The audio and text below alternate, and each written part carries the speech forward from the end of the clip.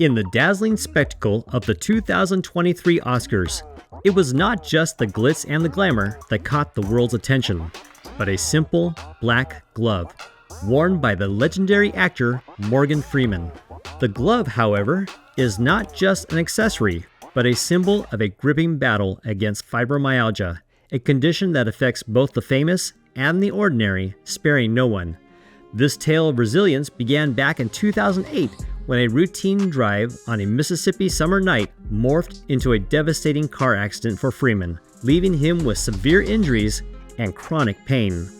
Despite the adversity, Freeman found a lifeline in a simple yet effective solution: a compression glove, a beacon of unyielding spirit in managing fibromyalgia. This is more than just an Oscar-winning actor's story. It's a window into the reality of fibromyalgia. What can be done for those who suffer with this terrible burden? It is a privilege to be able to introduce you to my guest for today, Dr. Melanie Whitcomb, who's a board-certified naturopathic doctor. She views the body as interconnected whole and believes that all parts should be considered to achieve true health and wellness. Melanie also holds certifications as a nutrition consultant and bioenergetic practitioner. I've got to tell you, Dr. Melanie is a wonderful person, very sweet, and just a friend of the family. We love being able to spend time with her, and I'm thrilled that you're going to be able to meet her as well as we discuss this topic. So Morgan Freeman was in a traffic collision, released to the press that he's dealing with these things that the doctor identified as fibromyalgia. He was in significant pain. My family struggles with fibromyalgia. And they were dealing with issues where the doctors considered it back in that day to be not even a real thing. It must be in your head, just another excuse. I'm really glad to be able to see Morgan Freeman here bringing this to light in such a way that it really did take off. People started acknowledging it. So I know you've been dealing with helping people, and of course, we're not here to treat, diagnose. We need to make sure we insert the disclaimer. Everything we're talking about is not meant to replace a doctor's recommendations, and we're not trying to diagnose anything or treat it or cure it, right? Very good. Yep. We just want to give some suggestions that will help people move forward in their health and maybe alleviate some of the symptoms that are connected to these physical issues. Very good. Yes. My smoke detector is going off. I hear my wife calling out, sorry. All is good. All is good. I'll tell you, if you want to even start with this, when I started my own health journey, which was clear back in 2010, actually 29, my health started to really go downhill and didn't know why. I was trying to eat well. I tried to even change my diet and eat well. And I was eating salads and chicken and edamame for snacks and almonds and things like that, really trying to focus in on some good food. And meanwhile, my health kept going downhill. And I was a teacher. And by the time I got halfway through that last school year of teaching, I was starting to have migraine headaches at night, just too much pain running through my body like crazy. By the time I went to the doctor to find out what was going on, after MRIs and CT scans and everything else, she said, you have the beginnings of fibromyalgia and chronic fatigue and adrenal fatigue bordering on burnout. So you can see a whole lot of stress involved in all of those kinds of things, right? And absolutely. going 100 miles an hour and not stopping. A lot of people have jobs like that, but also this day and age, it seems like maybe more so in California than other places, but not necessarily. There's this pressure to be, if you're not constantly going and constantly doing, you're not doing well, right? And some professions, obviously, I think like Morgan Freeman's profession. I think he's an amazing actor. I can't even imagine being in that industry. That takes its toll on you all the time. And the type A situation that has to be involved in all of that. That's just push, push, push and go to be your best constantly all the time. So I wonder if there wasn't already even contributing factors for him, even before the accident, that maybe this accident became a sort of like, what do you call it? A catalyst, maybe? Yeah, a catalyst, just something like turning everything on that was a problem in the body, right? Yeah. So I literally started that journey trying to eat well, doing all these things, listened to a doctor, started doing some supplementation, found out, okay, that got me a little bit better, but not a lot. And then listened to another person speak who is now actually 13 years later, my mentor. And he started talking about the cells and cellular nutrition and what that meant and what it means to actually get nutrients into the cell for it to become nutrition Hmm. and getting the waste out of the cell. Those So two important. things I think are very contributing factors to things like fibromyalgia because things Okay. start breaking down when you can't get nutrients into the cell. Your body cannot, at the cellular level, function properly, right? And Absolutely. from there on, it all goes downhill. You don't have the nutrients, you become more fatigued. You can't detox, you become more fatigued. You don't have the nutrients in, you don't sleep well. Another one of those symptoms of fibromyalgia type things.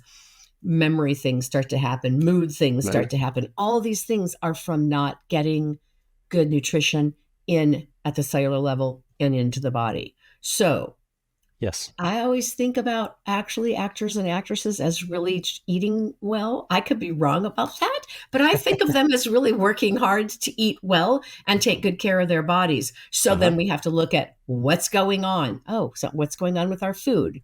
Even if it's organic, are we getting the nutrients that we need from our food, etc.? To me, that is a huge, huge starting point. There are other Yes. things too, but that's a big, big deal in terms of that.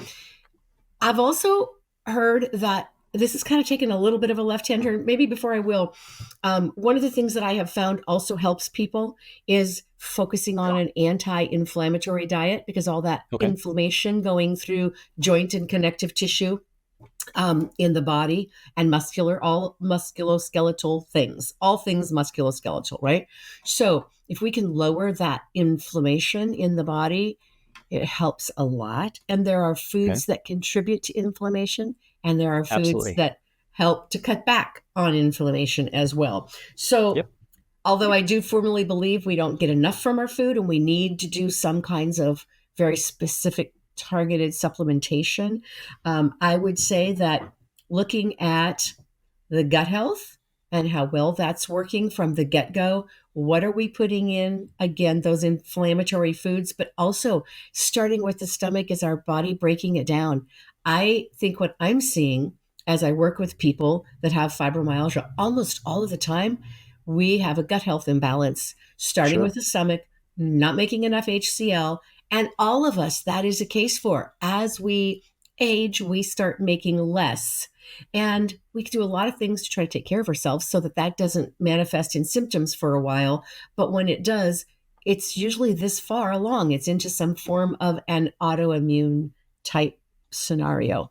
So, taking a look at the gut health, making sure that people are breaking down their food properly, getting the food and getting enough nutrients, it starts the path Sure. Sure. in a right direction.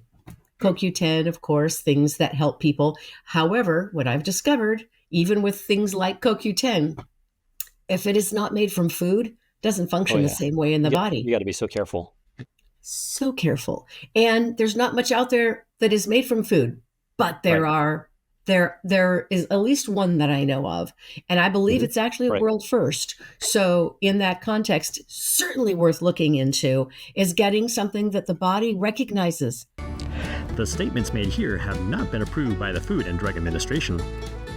Oh, these statements are not intended to diagnose, treat, or cure or prevent any disease. This notice is required by the Federal Food, Drug, and Cosmetic Act. The body knows how to use food. That's how we were created. That's how we were made, right? It That's knows right. how to use food to heal itself. We're not going to heal it with a supplement. We're not going to heal it with a food. We're going to try to provide what the body needs so that it can do its job, which is to heal and repair and make everybody feel a whole lot better. I would say, just on the food side of things, another thing that seems to just help people a lot is bone broth. And I'm kind of an Okay. advocate for make your own bone broth. Don't go buy the one that's at the grocery store. It's already mostly dead and doesn't have all the stuff in it that it should have. But when you can get good organic turkey or organic chicken or something along that line, beyond organic, there's nothing genetically modified, etc. And then you take those bones, cover them up with water, put in a little apple cider vinegar, depending on how much you're doing, a tablespoon to 2 or 3 tablespoons. Apple cider vinegar that has the mother in it. That's the important part, right? Now it's functioning in a different way in there. Right. And it literally goes in and it starts pulling the collagen out of the bones. I have made broth that is, while it's warm, is thick and gelatinous. It's gotten so much stuff out of the bones. Sure. I usually cook it for 2 days, sometimes 3, and just keep that boiling, not boiling, but gently rolling and pull that collagen out of those bones. That's really beneficial for the gut health. We also need omega-3s. They're huge, and they need to be in a complete amount of omega-3s. And we need other fats. The digestive tract, that mucosal lining going through the digestive tract, starting in the stomach all the way through, it needs some of those good fats. The hormones need those good fats. All things that contribute to the problems and things that go along with fibromyalgia. Another thing that's just a simple little thing, but sometimes helpful, is sometimes we get too much buildup of uric acid in the body, and doing an unsweetened cherry juice is actually really beneficial to help lower the uric acid in the body. So it helps with your joints, right away. It helps with all that area. So that's kind of a handy little thing. Minerals are helpful. I have to be careful not taking too much of any of those, of that kind of a thing, simply because you don't need to become more alkaline than you need to be. We need to have a good balance with that. But I'm sure people know, drink plenty of water. You have to be flushing toxins out of the body. If you're not getting them out, both urinary tract and the bowels start recycling toxins back in the body. And you know what? I know fibromyalgia is not just joints, but toxins love joints. And they love to hang out there. So if you can start to flush some of that out of the body, that also makes a great benefit. And not, I think there's a misconception out there that people feel that if they just drink fluids, they're getting enough water. And that's not the case. So too much on the caffeine side actually means you need more water, because you've been dehydrating yourself to some extent. And people live on a lot of caffeine, especially synthetic caffeine. If you can find a caffeine that's not synthetic, that's really truly made from just the green tea leaves, and it's green tea leaves that are clean and there's no toxins in them, now you suddenly have something that is a benefit to the body in a lot more ways than just a regular caffeine, a regular tea, a regular coffee, a regular whatever. All those things are negative hits on the body. So lots of water. Water's more active, especially if you do at least a reverse osmosis water, a purified water, and let it grab toxins and carry stuff out of the body. So those are a few things that I would think about for diet. Of course, cutting down on sugars. Sugar's very inflammatory, I should say, right? Yeah. And we want to cut back on some of those things. So that gives few ideas for that. Yeah. You talked about drinking lots of water. I think it's also something that we need to talk about is sometimes you have people that have fibromyalgia or some kind of even just body aches in general. They immediately think, some of them, not all, think I need to go someplace and sweat this out. And something my wife and I talk about is God gave you a proper exit system for your body to detox. Okay. You don't have to do it through your pores. And you can imagine how much stuff we're carrying around that we want to get rid of. And you had talked about the lining of the cells. I hear, and I think you've heard the same study, that our bodies are carrying around on average 7 pounds of trash in our cells at a cellular level. And so to be able to get rid of all that, you don't want that going through your skin. You want stuff that's bad in your skin to get out. Right. We want to flush it out the rectal tract or the urinary tract and just get rid of it as quickly as possible. Right. And I think I've heard at least 5 full bladders every day. right? Yeah. 5 full bladders that really need to be filled with water, not so much, like I said, caffeine that has um, other things in it. It is most often synthetic, which the Yeah. synthetic things then cause trouble. Um, you will sweat some of that out, but Sure. you will also sweat out minerals. Now you've got to be thinking Hmm. about replacing minerals. Otherwise, you end Right. up with more pain. You end up with muscle cramps and all those kind of things happening. So, Right. water is kind of like this amazing, amazing, amazing. I feel like I could almost say as a healer through the body. Drink more water, and things will move in the right direction, Yeah. which we want them to do. The bowels need to be emptying literally for sure about 2 times a day. If you're eating a lot, big meals, then it generally should be half an hour to an hour after any meal. You want the Yeah. bowels cleaning out because it's trying to push out what's already there so that it has room, the body has room to bring in what you just ate, right? Yeah. So that's a important piece in all of that. A lot of people, when they're Definitely. having kind of aches and pains, I think their natural tendency is to go to the store, grab some kind of cream or gel, and smear it on whatever is ache. What do you think about that versus the nutritional? I know you and I are all about. We've been trying to get the good stuff in, the bad stuff out. What Yeah, about the topical versus that? that's a really good question. First off, I would say, as far as the internal taking in things, of course, doing something that has you know, something that's working positively on the joints, has a glucosamine in it, is Sure. great. And I do know that there are some out there, one that I know of in particular, that actually has a comfort formula to it. And it's made Okay. from the herbs from the actual plants that Okay. are white willow, boswellia, papain. All three of those help with pain. And what I Okay. have found is people are able to get off of ibuprofen, Tylenol by doing that. And when they do that, the good news is they are also repairing and rebuilding joint tissue throughout the body. So now we're becoming a little more preventative for some of the arthritis kind of pieces and the joint pain that goes along often with fibromyalgia. But you can Okay. actually use that as your pain medication. As far as the topical ones go, gosh, everybody is so different, but I I I have a tendency to want to go for the most part towards something that doesn't have menthol in it, even Okay. though menthol is a good disruptor of the Yes. communication And it's between the quick. body and the brain, and Yep. it's quick, and Hmm. it starts to stop because we do get looped with pain. We get looped into this communication from the body to the brain telling the body tighten up muscles. Something's going on down there, and then the body tightens up, and then it sends back the message, and this really literally loops round and round. Sure. So menthol breaks that chain, that pattern, which is good. But to use it all the time, I know personally, I ended up having to detox from menthol because I was using a product that was on the market that my chiropractor at that point in time recommended.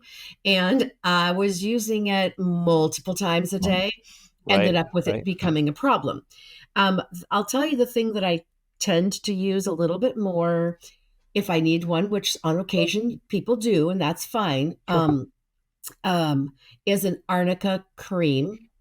Okay. I generally go along with arnica because it's been around forever and ever. It's another herb. Right. It's used in many countries, and it's good for muscles, joint tissue, ligaments, bruising, swelling, all that kind of stuff. So my go-to is much more an arnica type cream. And again, my preference is really even first, believe it or not, to use that item that has these herbs in it, right? That's such a Uh good huh. thing. And if that doesn't do it, and I'm still feeling right up and through here where we carry our stress, right? Hmm. Like this whole area where we carry that Yep. stress, I'm more apt to go, all right, let me grab that arnica cream and just give a little help right now. Sure. I don't do Sure. it every day. I wouldn't do it every day. I don't need it every day. But if people do, be careful what's in it. Um, at this point, I've kind of gone into Arnicare. There might be some others out there that might have. I was actually in Italy, and we went Uh to huh. a monastery, and we actually picked up arnica that was in some kind of a petroleum type thing. But Okay. I looked at the ingredients and it wasn't petroleum like we think of when we think petroleum, Okay. gasoline out of the ground. Yeah. And Yeah. I actually picked that up and it seemed to work too, but worked very well as well. But I was kind of like, I don't like it because it's greasy, right? It felt greasy. So Yeah. I'm like, okay, I don't want that and all that kind of thing. So I wouldn't want to use it all the time. I Yeah. like the benefit of having something that is herbal, but not forcing the body. Sure.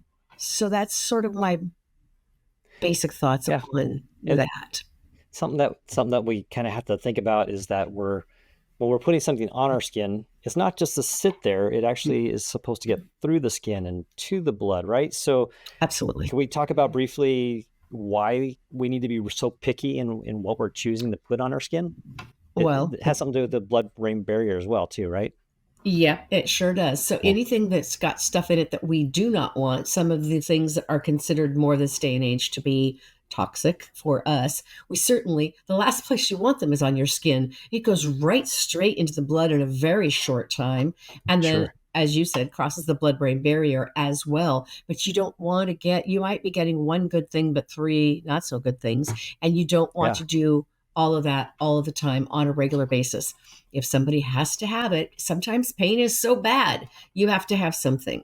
But Yeah. I would certainly be super careful with that and not do something regularly, because as I actually work on scanning people and doing that, I am finding a lot of things that have crossed the blood-brain barrier and are in the blood, in the brain, sorry, and they are causing significant Sure. problem for the brains.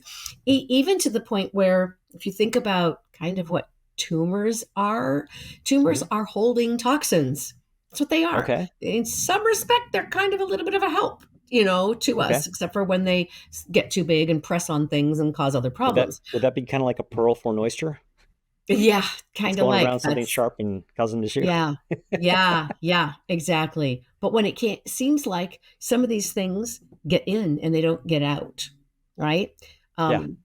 I'm actually honestly finding a lot of things from different injections that people have had over the years, even clear back to childhood, and finding things. And of course, we know mercury in the teeth and all that kind of stuff. And every time we chew, we're gassing off mercury. That can Sure. cross the blood-brain barrier as well.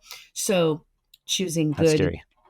I know, exactly. And being careful, I say in that context, I know it's a little left-hand turn, but don't just run to any dentist and say, take my mercury out, unless they really know how to do it. And Okay. are Yeah. using a suction that is pulling out the gas that's being released. Uh-huh.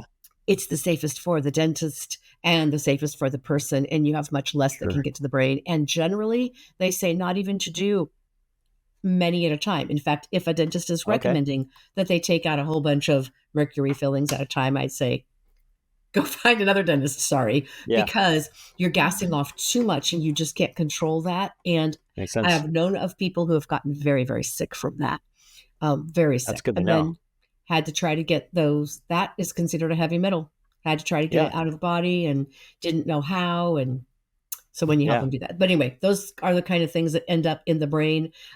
Definitely BPA type things from plastic end up being in the brain. Okay. So avoiding plastic. I know we've kind of gotten off a little bit, It's kind of but hard to do. there's a connection between Yeah. what's going on physically in the body and what's happening in the brain and the communication between the two. Of course, spine work and making sure that the spine and the discs are all aligned properly so that the nerves going out to these muscles and tissue and organs can all be functioning as efficiently as possible also Sure. helps with pain. Okay. I mean, we know the terminology, a pinched nerve, right? Yeah. So we want that not to be the case. A lot of it we don't feel, and it's already negatively bothering the body. You mentioned, Adam, the heat kind of thing and Yes. the going and sweating out in the saunas. I will say for fibromyalgia, there's a plus to getting into like a far infrared sauna type thing. Okay. Yeah. Yeah. Doesn't have to be for extended amounts of time, but even 20 minutes, Uh-huh. maybe 25, relaxing those muscles that way But then I would honestly say, it can create some inflammation if you go too long. So then ideally, you want to get out of that sauna, far Sure. infrared sauna, go in and literally, hey, if you have an ice bath, do it. I don't have an ice Yeah. bath. So I use completely cold water, and I try to do it first thing in the morning so that there's no heat in that. Nothing's heated up the water at all. And it's very, very cold. But what it does is, and this is, I think, important for fibromyalgia, it lowers the inflammatory issue in the body, lowers Sure. inflammation. So if you can Yeah. start to do that with another physical thing, maybe ending all showers, don't take too hot of a shower, medium shower, and then end it always cold. The trick is cold for at least 2 minutes. Okay. Yeah. Cold, and you want it on the chest and you want it on the back. You want to really flood that part of your body as much as you can for 2 minutes, which is why the ice bath thing is great. I just don't have The two places we try to avoid the most getting the cold on this. I know. I'll put my arm in first. I'll put my leg in, There's It's like, obviously a no, good reason for it. there is a And very so good reason. when we talk about things like red light therapy and that sort of thing, we're talking about stuff that some things are easy to change financially. We can buy better food. We can choose not to use bad cream. We can use good cream. When it Yeah. comes to red light, however, we're talking about something that starts to get into a realm of expensive markets, and there's gimmicks out there that aren't strong enough. I noticed that at my gym, Yeah. however, they have a full body tube that you can walk into, and they'll let you be there. I think in my case, 12 minutes max. But it's an opportunity for somebody who doesn't necessarily have the ability to buy a red light therapy. Perhaps the gymnasium might have Sure. something that could be used Sure. in that manner. Sure. And there are people that have, you can see I'm working out of my home here. I do that on purpose, mostly so that I don't have to charge so much money to everybody. Sure. It is what I do just because it's not the best business practice in the world, but it's who I am and that's where I am. But the point in that is, where was I going to go with that? You just said, there are a lot of gymnasiums, like you said, gyms, Pilates type studio places. Some of them will have a sauna type thing that can heat up and get those lights going in there. And some of it would be, of course, homeopathic doctors and naturopathic doctors, functional medicine doctors, even those that are looking for some of those more, I want to say, I don't even want to call them alternative because I don't think they should be alternative. Some of those more natural ways of helping support the body. You can find some of those there, and there are some on the market that are very expensive. And I agree with you. You gotta look at where is it being made, where is it being created. Better if it's created in the United States. Hopefully that steps it up a little bit than some of the other countries out there that we're getting a lot of product from. Right. Yeah. So some of those are not very good, but there are some ways to get, and sometimes you even want to do something like, okay, if it's too expensive, go together with 3 other families that would all want to use it. Now you got to figure out where it's going to be and whose home it's going to be in or whatever. But that kind of a thing is really beneficial. I do find too, one of the things I use here is an ion cleanse detox foot bath. Okay. And it detoxes at the cellular level, literally is pulling things throughout the entire body, including the brain. And I have literally had people come in and do that have been in a lot of pain when they walked in the door. And 45 minutes to an hour later, they're walking out the door going, I can move my hands again. I feel so my neck is better. I feel this. I've had other people that I had one gal that came in one time and she had very swollen hands. In fact, she could barely move them at all. When she came in, they were very red and she had psoriasis all over her hands. And we put her in that foot bath, and within just a short time, it was about 45 minutes for her, 40 to 45 minutes. And she all of a sudden held her hands up and she said, look, I can move my hands again. And then she said, and look, the red is like going away. And red was down at least 50% in her hands. So that actually those actually pull a lot of toxins out. And sometimes I wouldn't say they're necessarily cheaper than a far infrared sauna, but they function differently. And I would probably even recommend those before I'd recommend the far Sure. infrared sauna, because of how they pull and what they do. And that's just Okay. something that, there's a couple companies out there. There are ways to get them where they're not as expensive. I have one that's a $3,000 machine and one that's a $1,100 machine. They're both working really well, but I have had people tell me, don't get the cheap ones. They're going to break really fast. And don't get the cheap ones. They really just don't work as well.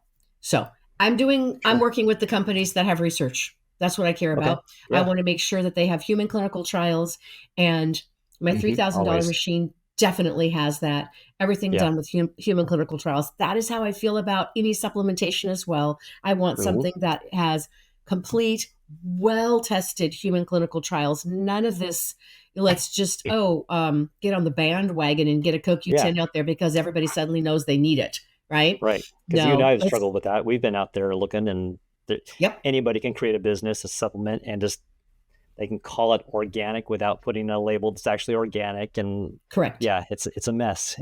Yes, it is a mess. Really you want something that's really truly pharmaceutically licensed, right? It's got to be that, at least that standard, so that your label doesn't mean that it has pharmaceuticals in it. Just says pharmaceutically licensed for ingredients because that sets that are actually there. Yeah, exactly. Yeah, exactly. The label has to match what's inside. Yes. Right. So that is definitely what you want to be looking at, and making sure that it is really made just from food, not made in a lab synthetically, right? The chemical structure. I know I hear people say, especially in the medical field, hey, if the chemical structure is the same, it's fine.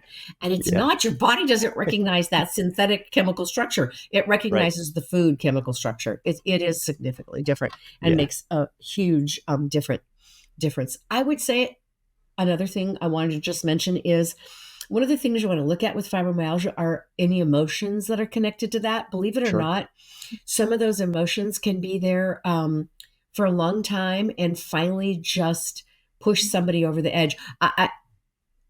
Especially if they didn't have any symptoms before, and you have someone say, I've never felt well since.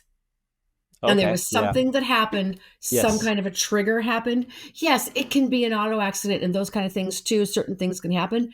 But just think about the emotions that come along with that. Even that. Every person that I know with fibromyalgia, I could say that I know personally, could have a story like that. And I've always wondered, is it the chicken or egg? Which one came first? Right. I think personally, it's generally the emotions that were there that they were containing for a while until they finally couldn't. Often fibromyalgia has to do with people who have very strict, rigid ways of holding their standards and wanting their standards to be a certain level and high. Along with that comes a lot of stress. But that rigidity, think about it. Think about strict rigidity, sometimes inflexible with themselves in how well they want to get things done. Well, inflexible. Think fibromyalgia. You can't move. Everything's tight. Yeah. That is an inflexible. That it's like they can go absolutely hand in hand. Those emotions can absolutely be a causal factor, a major contributing factor, if nothing else. So I would encourage anybody that's looking at that. Yes, I would come in at the nutritional level. That is what I did. I literally got rid of fibromyalgia completely by supplying my body what it needed.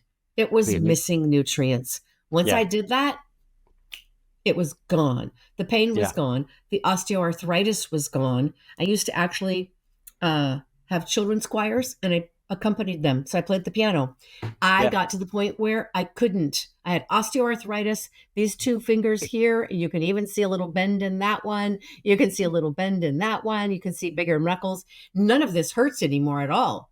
But I'm telling you that literally 13 years ago, I was dying at trying to accompany the kids. I was trying not to even use those fingers. They were so hurt and so bad. And I gave myself the nutrients needed. And suddenly I didn't have that arthritis pain anymore. Yeah, Yeah. arthritis pain. I'm using the words, but that's how it is. I didn't have it anymore. Yeah. It's gone. And I've never had that problem since. I can do anything. I can play the piano. I can do what I need to do. Sure. It's not the same. And all I did at that point is just change my supplementation. I'd already changed my diet. Yeah. I was already eating better. I got rid of white foods. I got rid of white rice and potatoes and any form of white bread and all that kind of stuff. I made sure everything was a whole grain bread if I was going to do it. It took me a while to change my family over, but we did it, and we're there now. We don't. The thought of white bread just sends me. I'm like, oh my gosh, I wouldn't even put it in my mouth if someone gave me money to put it in my mouth. I'd be like, no, thank you. It's so devoid of nutrition, and actually, some of that often now causes trouble for people and their digestive tract. So I'd already changed my food. Literally what happened was I provided the nutrients my body was missing from my diet.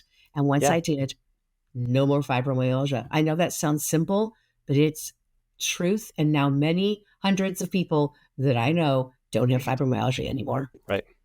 So I want to encourage our viewers that as they're looking at different foods and in the case of supplements, there are things that they need to make sure that they're doing. Like if they're getting salmon oil, they're getting fresh salmon oil that is cold pressed, that's been look for all the toxins. So over 200 families of toxins. I would say if they're getting any kind of E, that it has to have all 8 E's, and that it's made from food and not from some kind of turpentine, which is so common nowadays. And then in the realm of minerals, which is essential, I would think magnesium and calcium are probably really valuable for this.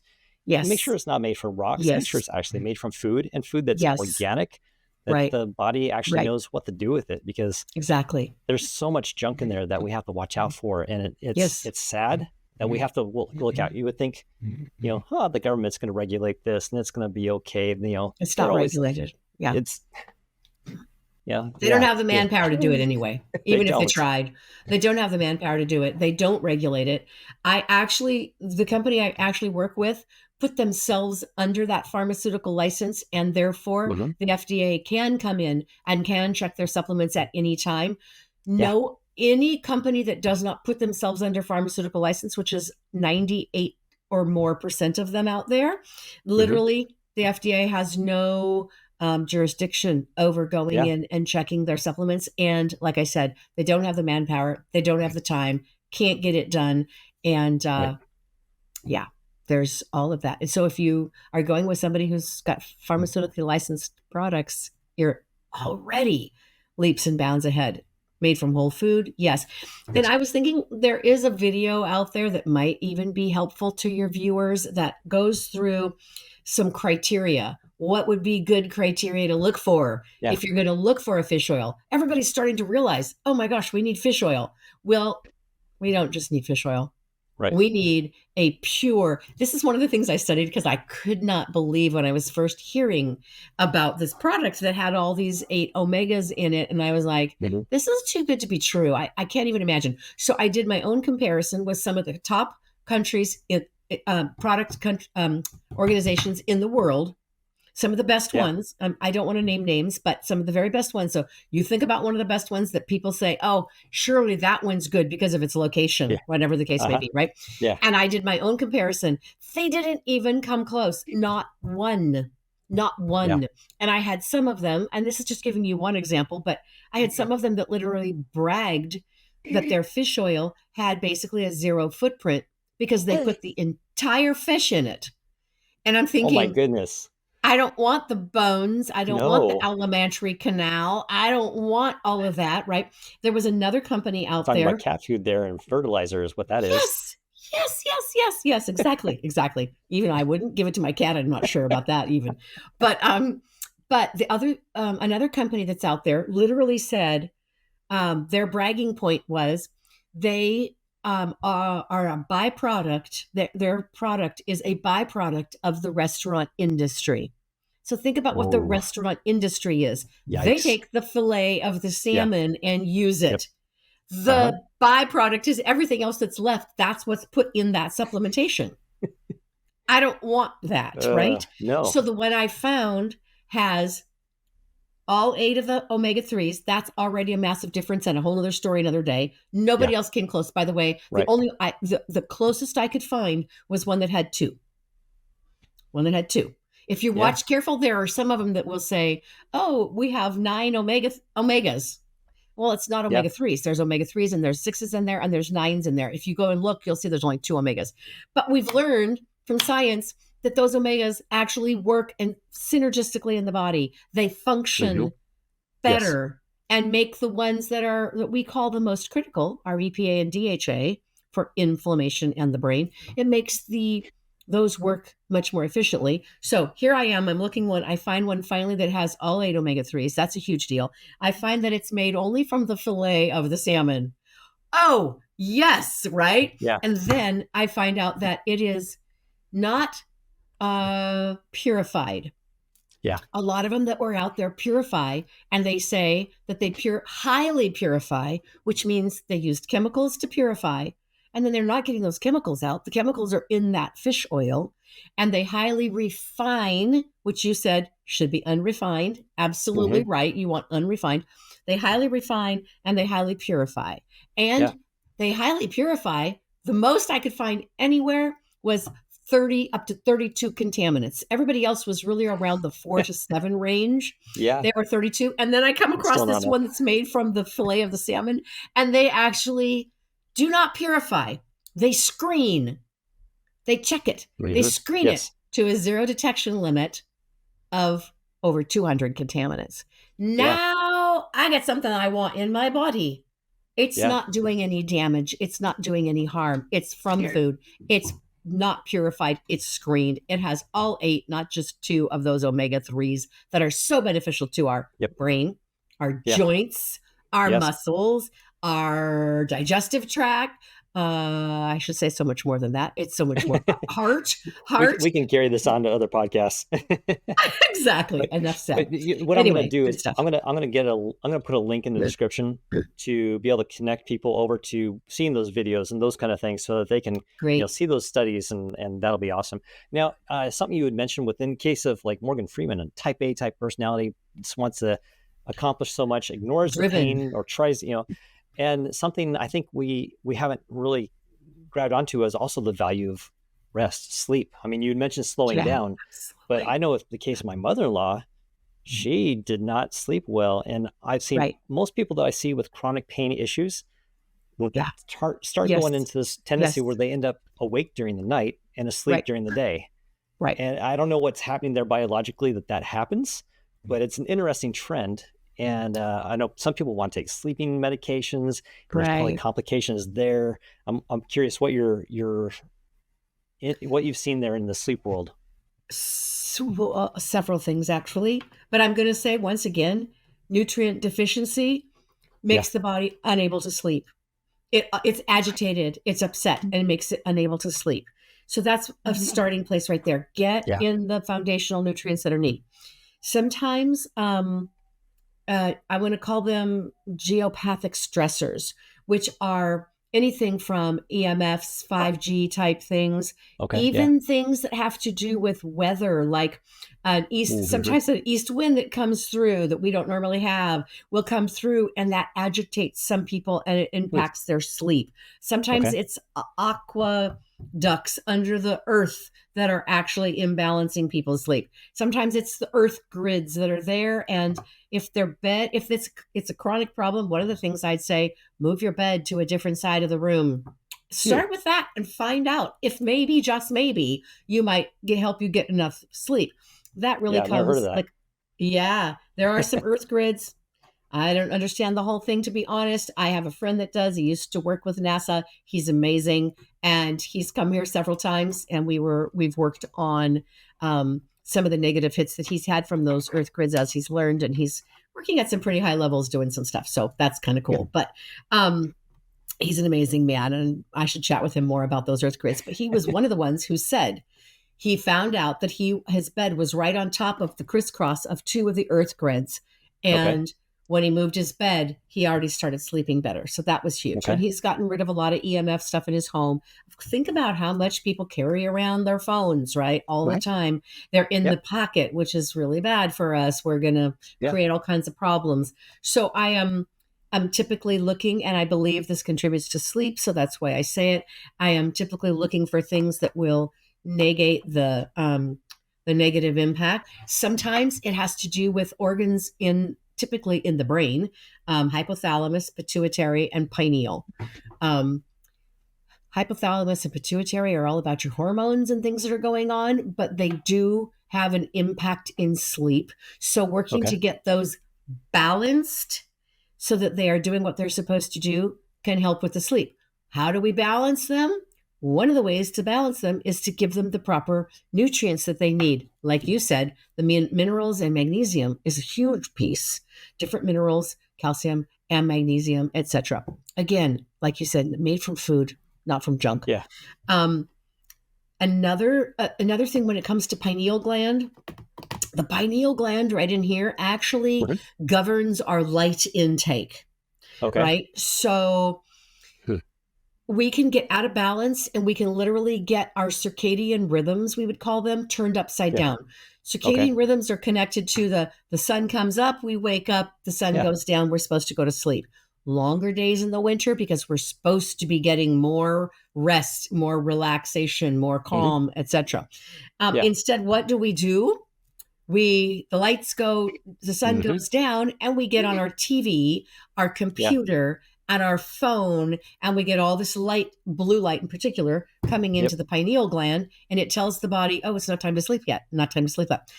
I would bet you that most people that have a nighttime problem sleeping are also on devices at night, right? So one of the best things to do is don't use a device. They say stop 2 hours before you sleep and read a book. Read a book. Yeah. Read a book, a paper book, not a book on a device, right?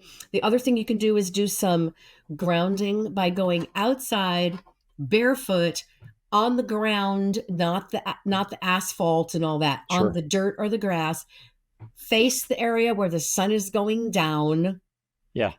And basically watch the sun going down. Ideally, not with a bunch of buildings in between, but it still creates the same effect in the brain of telling the brain, hey, we're getting ready for sleep, right? The sun is going down. We're getting ready for sleep. So those are some of the things that come to the top of my mind right now when I think of sleep. Definitely is a problem. Of course, pain, right? Yeah. And that's where I use that item that I told you about that has that comfort formula in it. I use it before bed at night. Really helps. It's not making me sleep, but it's making me not feel anything going on in the body, right? Right. It's making me not feel so much of that. It's suppressing some of those things, and therefore I can sleep. And I do sleep better through the night when I take that. Yeah. So there you go. Well, I really appreciate you taking the time to talk to our audience here and to be able to express some of the stuff that, I mean, I've been looking at stuff like this too, and you're saying things that I haven't even heard of. So I'm really appreciative of that. Thank you.